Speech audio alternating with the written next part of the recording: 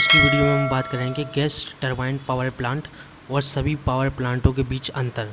ठीक है, तो दो टॉपिकों के बारे में हम आज बात करेंगे। पहला दूसरा गैस टरबाइन पावर प्लांट और दूसरा सभी पावर प्लांट के बीच अंतर। तो वीडियो अच्छे से लास्ट तक देखें। ठीक है, सबसे हम पहले पढ़ेंगे गैस टरबाइन के बारे में।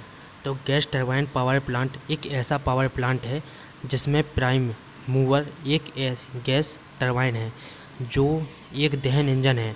गैस टरबाइन में यांत्रिक ऊर्जा का उत्पादन किया जाता है, फिर यह ऊर्जा एक जनरेटर चलाती है जिसमें विद्युत ऊर्जा का उत्पादन होता है या विद्युत ऊर्जा को उत्पादन करते हैं। समझिए इसका मतलब, इसमें हम गैस उत्पन्न करते हैं और उससे हम टरबाइन को घुमाते हैं। ठीक, जो टरबाइन जनरेटर चलाती है और विद्युत ऊर्जा का उत्पादन करती है। सरल भाषा में अगर इसको समझे तो ऐसे समझ सकते हैं। ठीक, गैस टरबाइन एक प्रकार का आंतरिक दहन इंजन होता है जिसमें वायु इंजन के मिश्रण को जलाने से गर्म गैस बनती है जो टरबाइन को शक्ति पैदा करने के लिए स्पिन करती है। ठीक है, या जो टरबाइन शक्ति पैदा करती है। यह है इसका चित्र। अब हम देखिए चित्र से समझते हैं। यह है आपका ऑयल स्टोरेज, यहाँ पर आपका ऑयल इकट्ठा हुआ होता है। ठीक है, यह आपका नेचुरल गैस लाइन। ठीक, ये आपका है कंप्रेसर, यह है एयर इनटेक और यह है आपकी टरबाइन, यह है जनरेटर। ये कंप्रेसर और टरबाइन दोनों एक ही, आप देख रहे होंगे, एक ही सॉफ्ट पर लगे हुए हैं दोनों, और यही सॉफ्ट जनरेटर से भी जुड़ी हुई है। तो जब ये टरबाइन मूव करेगी या घूमेगी तो इसके साथ ये सॉफ्ट भी घूमेगी। ठीक है, तो जब ये सॉफ्ट घूमेगी तो ये जनरेटर भी घूमेगा, और ये जनरेटर तब जब घूमेगा तो ये विद्युत का उत्पादन करेगा या विद्युत पैदा करेगा। ठीक है, तो अब हम इसके कुछ मुख्य भागों के बारे में पढ़ लेते हैं, कुछ पार्ट्स के बारे में पढ़ते हैं। एयर कंप्रेसर, वायु संपीड़न। यह एयर कंप्रेसर को टरबाइन दोनों एक समान क्षैतिज धुरा या सॉफ्ट पर अंत में लगे होते हैं। ठीक, एक ही सॉफ्ट पर लगे होते हैं, जो आपने यहाँ पर चित्र में देखा। देखिए ये दोनों देखिए आपके एक ही सॉफ्ट पर लगे हुए हैं। ठीक है, एक ही सॉफ्ट पर लगे हुए तो होते हैं तथा इनके बीच दहन कक्ष होता है। टरबाइन जलती हुई गैस तेजी से फैलती है और टरबाइन में जाती है जहां बे टरबाइन पहिए को घुमाती है। जनरेटर की सॉफ्ट को चलाने के लिए इसे टरबाइन से जोड़ा जाता है।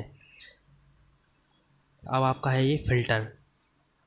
यह वायु में उपस्थित जहरीली पदार्थ तथा धूल मिट्टी को अलग कर देता है और वायु को शुद्ध करके आगे भेजता है। फिल्टर का सभी लोगों को पता है कि इस्तेमाल क्या होता है। फिल्टर का मतलब होता है हवा या पानी किसी को भी साफ करना। ठीक है, तो जनरेटर के बारे में पढ़ते हैं। इसका कार्य यांत्रिक ऊर्जा को विद्युत ऊर्जा में बदलना होता है, ये सबको पता है। ठीक है, एयर इनटेक, यहाँ से वायु को अंदर प्रवेश कराते हैं। एयर इनटेक होता है, इसमें से आपकी वायु को प्रवेश कराया जाता है। ये इसका ब्लॉक डायग्राम है, अगर आप बनाना चाहें तो बना सकते हैं। ठीक, बट आप इसका चित्र एकदम अच्छे से याद करके जाएं। आपके ये 5 पावर प्लांट में से एक पावर प्लांट आपका 100% आएगा। तो इसलिए मैं बार बार कह रहा हूँ, आप मेरे साथ नोट्स बनाते हुए चलें। आपका 5 पावर प्लांट में से एक पावर प्लांट आपका ज़रूर आएगा। ठीक है, चलिए इसकी वर्किंग हम पढ़ते हैं। अगर आप देखिए, अगर आप ज़्यादा नहीं तो आप चित्र बनाइए और वर्किंग लिखाइए बस। ठीक, अगर आप ज़्यादा नहीं कर सकते तो, वरना मेरी सलाह माने, आप चित्र बनाएं, सारे पार्ट्स के बारे में लिखें, उसके बाद इसकी वर्किंग लिखें। 5 नंबर आपको मिलेंगे ही। ठीक है, अब हम वर्किंग पढ़ते हैं। सबसे पहले हम कंप्यूसिंग चैम्बर में गैस डालते हैं और इसको जलाकर यह उसको गर्म करता है। गर्म गैसों को आगे बढ़ाने के लिए हम एयर इनटेक से वायु को अंदर भेजते हैं। फिल्टर इसमें से धूल मिट्टी को हटा लेता है, इसे कंप्रेसर में भेजता है। ठीक है, कंप्रेसर में गैस का प्रेशर बढ़ जाता है और यह फिर कंप्यूशन चैम्बर में जाकर यह गर्म गैस के साथ क्रिया करके हाई प्रेशर एयर बन जाती है। मतलब कंप्यूशन चैम्बर में जाकर ये हाई प्रेशर एयर बन जाती है। फिर यह गैस टरबाइन के अंदर जाती है और रोटर से टकराती है और रोटर मूव होने लगता है और इसमें लगी सॉफ्ट भी घूमने लगती है सॉफ्ट के साथ जनरेटर लगा हुआ होता है। जनरेटर यांत्रिक ऊर्जा को वैद्युत ऊर्जा में परिवर्तित करता है और हमें विद्युत प्राप्त होती है। ठीक है, अब इसको हम थोड़ा सरल भाषा में और चित्र के साथ समझ लेते हैं। ठीक है, आप यहाँ से समझना आपके लिए बहुत ज़रूरी है। आप केवल चित्र बनाना समझ लीजिए, बस चित्र से ही आप पूरी वर्किंग इसकी लिख सकते हैं। देखिए, ये आपका है एयर स्टोरेज। ठीक, ये आपका एयर इनटेक, ये कंप्रेसर, ये है टरबाइन, जनरेटर, ट्रांसफार्मर। ठीक है, सबके नाम पता चल गए। अब एयर इनटेक, यहाँ से ऊर्जा को हम अंदर, ये यहाँ से हम हवा को अंदर भेजते हैं, एयर इनटेक। ठीक है, जब हवा को अंदर भेजते हैं तो ये कंप्रेसर में हाई प्रेशर के साथ बन जाती है। और जब कंप्रेसर, टरबाइन और कंप्रेसर दोनों एक ही सॉफ्ट पर लगे हुए होते हैं। जैसे ही टरबाइन घूमती है तो उसी के साथ ये रोटर भी घूमने लगता है। ठीक है, जब ये रोटर घूमेगा तो जब ये रोटर जनरेटर के साथ लगा हुआ होता है, ठीक, रोटर घूमते ही जनरेटर भी घूमने लगता है। और जब जनरेटर घूमता है तो ये यांत्रिक ऊर्जा को वैद्युत ऊर्जा में परिवर्तित करता है। तो यहाँ से हमें विद्युत प्राप्त होती है और ट्रांसफार्मर में जाती है, और ट्रांसफार्मर जाने के बाद हम तक आती है। तो आशा करते हैं कि आपको गैस टरबाइन पावर प्लांट अच्छे से समझ में आ गया होगा। ठीक है, और अगर अभी भी आपको जो भी डाउट हो तो आप कमेंट बॉक्स में लिखकर मुझसे पूछ सकते हैं। मैं आपको अगली वीडियो में समझाने की कोशिश करूँगा। ठीक है, तो अब हम पढ़ेंगे सभी पावर प्लांट के बीच क्या अंतर है। ठीक, थर्मल, हाइड्रो, न्यूक्लियर, डीजल। ठीक, तो स्थल कारक लिखेंगे हम सबसे पहले, फिर लिखेंगे थर्मल पावर प्लांट, फिर ये है हाइड्रो, ये है न्यूक्लियर और ये है डीजल। तो हम सबसे पहले पढ़ेंगे स्थल, प्लेस, मतलब किन स्थानों पर इन्हें लगाना चाहिए। तो जहाँ कोयला और पानी की अच्छी व्यवस्था हो वहाँ पर लगना चाहिए थर्मल पावर प्लांट। ठीक, जहाँ ऊंचाई पर पर्याप्त जल उपलब्ध हो तो वहाँ पर लगना चाहिए हाइड्रो पावर प्लांट, क्योंकि इसमें हमको बांध बनाना पड़ता है। ठीक है, जैसा कि आपने इसकी पहली वाली वीडियो में इसके बारे में पढ़ा हुआ है। तो हाइड्रो पावर प्लांट में हमको बांध बनाना पड़ता है, इसलिए ये उन जगहों पर लगाना चाहिए जहाँ पर पर्याप्त मात्रा में जल उपस्थित हो। ठीक है, न्यूक्लियर पावर प्लांट, जहाँ पर जनसंख्या कम हो क्योंकि इसमें रासायनिक क्रियाएँ होती हैं। ठीक है, डीजल पावर प्लांट, इसे कहीं भी लगा सकते हैं। डीजल पावर प्लांट को हम कहीं भी पर भी लगा सकते हैं। पूंजीगत लागत। ठीक, अब पूंजीगत लागत के बारे में अगर हम पढ़ेंगे तो पूंजीगत लागत के बारे में हम पढ़ते हैं तो सबसे पहले थर्मल पावर प्लांट के बाद पढ़ें तो पूंजीगत लागत, मतलब हमको इसे लगाने में कितनी पूंजी या कितने पैसे इसमें खर्च करना पड़ेंगे। थर्मल पावर प्लांट में सबसे कम, इसको लगाने में सबसे कम खर्चा आता है, सबसे कम पूंजी लगती है। हाइड्रो पावर प्लांट को लगाने में सबसे अधिक पूंजी लगती है। न्यूक्लियर पावर प्लांट को लगाने में बहुत ज़्यादा पूंजी लगती है। और डीजल पावर प्लांट को लगाने में कम पूंजी लगती है, लगती तो है बट कम पूंजी लगती है। ठीक है, अब परिचालन लागत, मतलब इसको चालू करने में कितनी पैसे लगते हैं, कितने रुपए लगते हैं।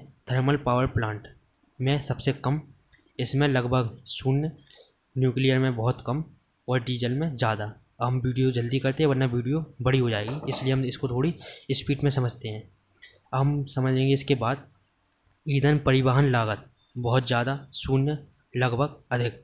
ईंधन परिवहन लागत कितनी लगेगी, थर्मल में बहुत ज़्यादा, हाइड्रो में 0, न्यूक्लियर में लगभग 0 और डीजल में अधिक। ठीक है, अब विश्वसनीयता, मतलब हम इन पावर प्लांट पर कितना विश्वास कर सकते हैं। तो थर्मल पावर प्लांट पर कर सकते हैं कम विश्वास, इस पर अधिक विश्वास कर सकते हैं, इस पर सबसे ज़्यादा विश्वास कर सकते हैं न्यूक्लियर पावर प्लांट पर, और सबसे ज़्यादा विश्वास कर सकते हैं डीजल पावर प्लांट पर, सबसे ज़्यादा विश्वास। ठीक है, अब देखभाल, मतलब देखभाल करने में हमें कितना खर्च किस पे आता है, किस पावर प्लांट पर आता है। तो थर्मल पावर प्लांट की देखभाल करने में सबसे ज़्यादा खर्च आता है, हाइड्रो पावर प्लांट का कम आता है, न्यूक्लियर का अधिक और डीजल का कम। अब दक्षता हम इसकी देखते हैं तो थर्मल पावर प्लांट की दक्षता होती है 30 से 40%, कम 30 से 40%। हाइड्रो की होती है उच्च 60 से 70%। न्यूक्लियर पावर प्लांट की दक्षता होती है मध्य 50 से 55%, और डीजल की दक्षता होती है 40 से 50%। ठीक है, अब हम पढ़ेंगे प्रति यूनिट विद्युत मूल्य। तो मतलब प्रति यूनिट का जितना जो रुपए में आती है प्रति यूनिट, उसका मूल्य कितना होगा। तो देखिए, इसमें होगा सर्वाधिक। ठीक है, देखिए थर्मल पावर प्लांट में होगा सबसे ज़्यादा, ठीक, सर्वाधिक। इसके बाद हाइड्रो में होगा निम्न, न्यूक्लियर में होगा निम्न, और डीजल पावर प्लांट में होगा निम्न, मतलब मध्य, ना कम ना ज़्यादा।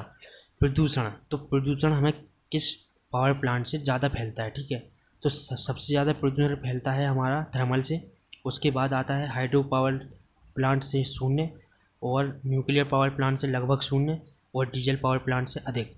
ठीक है, क्योंकि इसमें धुआं वगैरह निकलता है ना, तो डीजल पावर प्लांट से थोड़ा ज़्यादा प्रदूषण फैलता है।